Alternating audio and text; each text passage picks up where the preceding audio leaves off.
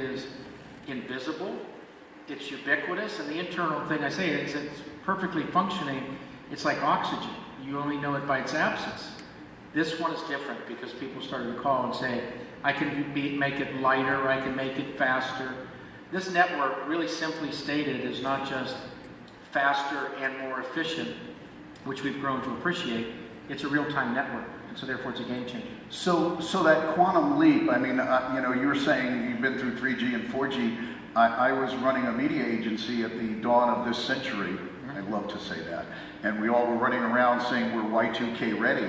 And I love to tell the story about one of our old guys on the team back then. He'd been around forever, and we'd go to meetings to tell clients we were Y2K prepared. And he'd look at me, and there was no script. He'd say, and he called me Chief, and he said, Chief, you know, all this noise about Y2K, Y1K was easy. It was a snap. We just moved. That leap from 4G to 5G is that pronounced. I mean, you said it. This was about the device.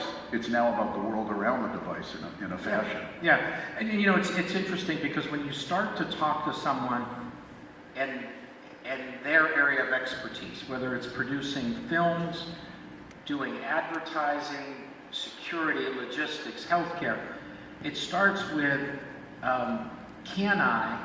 And I know that all I have to do is patiently listen, because the answer to it at the end is yes. And this is the yes you can technology. And it's been, I think it's been well thought out. This is the first one that is software centric, that you know, has all the capabilities of the world around it built into it.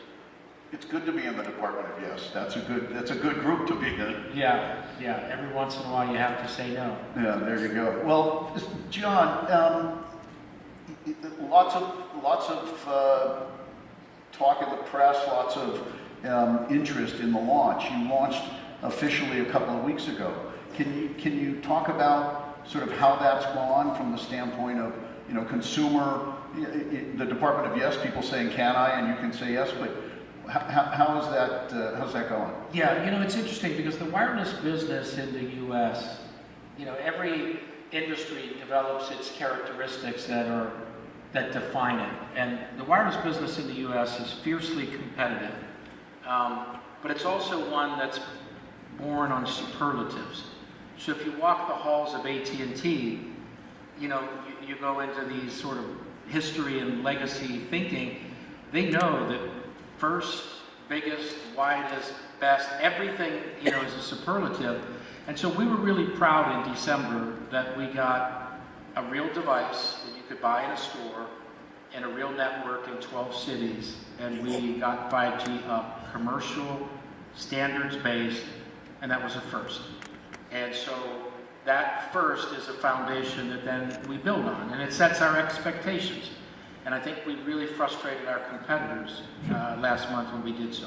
Well, I mean, it's fair to say a couple of your competitors seem to get their feathers ruffled a little on that launch. I mean, I've seen some, and this time I'll say noise in the press, you know, in terms of that. And again, it's a hyper-competitive industry, but what's your thought about that over the last couple of 48 hours? Well, you know, we were here 2 years ago, January of 2017, and we said that we were going to launch this on-ramp to 5G, and we were going to call it 5G Evolution.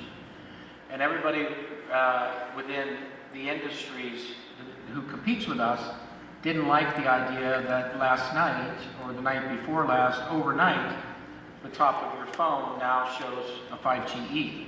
And they're saying, oh my goodness, like... In those 12 markets. Right, in all of the markets, 400 markets, where we have advanced our network, readying it for 5G, because it's that real estate has always been the place that the customer goes to say, what's happening with my network? Just a small piece of real estate. In the very origin days, you look to say, do I have a signal? Am I in coverage? And then when you started to have bills that were coming by the megabyte, you started to look and say, am I in Wi-Fi coverage? And now with unlimited, you don't need to do that. But we felt like we had to give them an indicator that said, you know, your speed now is twice what it was with traditional 4G LTE. And so we have markets now that it's far in excess of that, where we're getting 4, 6, 8 times the speed. And we did some customer research, and they were very, not only amenable, but they were interested in learning when I was on that network experience. And so I think the result of last month beating the industry out and this 5GE launch a couple of days ago, our competitors are frustrated. But you know, I mentioned our industry is fiercely competitive. If I now occupy beachfront real estate in my competitors' heads, that makes me smile. Well, that's good. You know, and everyone was predicting that California, God forbid, was going to have that earthquake and fall off the rest of the country. They used to say Las Vegas would become beachfront real estate. So maybe here you are. The landscape could shift. I mean, you know, every company is guilty of building a narrative of how you want the world to work. And I love the fact that we broke our industry's narrative 2 days ago. Well, that's... And so they're frustrated, and they're going to do what they do. Well, evolution leads to revolution, so that's a good thing in most cases. So, as I said in my remarks, and you obviously echoed, the first thing a consumer is going to think about is, gee, my smartphone. Yeah. How, 5G in our smartphone. It won't work that way this time. You know, we have smartphones coming out. We have one that'll be out the first part of this year, and we've announced 2 for this year, and they'll start to come. But the network itself isn't going to be as broad geographically as the average person's going to go and see a consumer benefit. So we've had a drumbeat of announcements of things that we're going to do, which are going to be transformational, that are more business related. So if you go back, wind the clock back a little bit, we announced in the fall that we were going to do robotic manufacturing with Samsung down in Austin. We announced an investment in Magic Leap, because one of the things is virtual reality. This is a game changer, because everything that you normally would make you have a bigger headset can now be done in a network. And I mentioned it's real time. So you don't compromise by putting things in the network, so the form factor on your head becomes very small. So it's a game changer. And so we made an investment in Magic Leap, and we're going to be deploying it on their campus, and their designers and their developers are going to be working on this for a subsequent generation. We announced earlier this week with the Dallas Cowboys, who are just a really great partner and innovator. Those folks are, you know, they in some respects, they're one of our most challenging customers, because they're so creative. And if anybody who goes... The Redskins feel the same way. No, they all do. But the thing I'll say, I was at the playoff game this past weekend, and which the Cowboys won, by the way.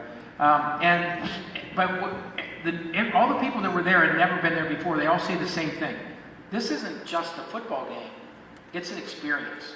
And the experience includes the replay scoreboard, how the dining is arranged, the in and out arrangements. Just the whole experience is closer to a theme park and a day that's exciting than it is to go merely to a football game. And so they want to innovate and start experiences that are unique for concerts, for the game, for interaction.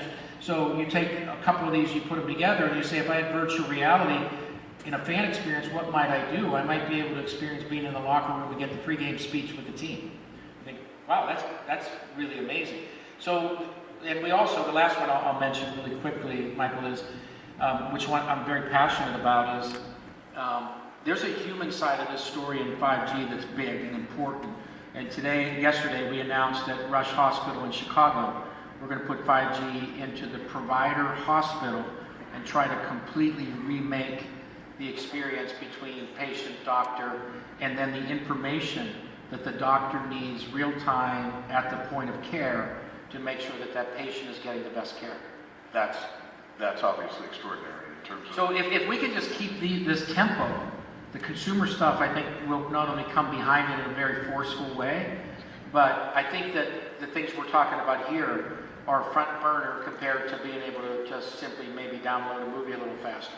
Well, and that's interesting because, again, launching first in enterprise, and, you know, again, today, when a consumer looks at AT&T as a brand, you tend to think first of mobility, and sometimes the consumer, not the business population, but the consumer population, and I always try to draw the distinction, but always bearing in mind that businesses are people as well, forgets that enterprise side, which is such an important part of the business. Are there other use cases, John, that you can point to? I mean, obviously, healthcare, God knows, important, and VR and AR and the Magic Leap, and we'll hear from Omar from Magic Leap later on the panel. Are there some other use cases that are interesting? You mentioned advertising and you know, marketing. Are there use cases that have been presented at this point? Or? Those billboards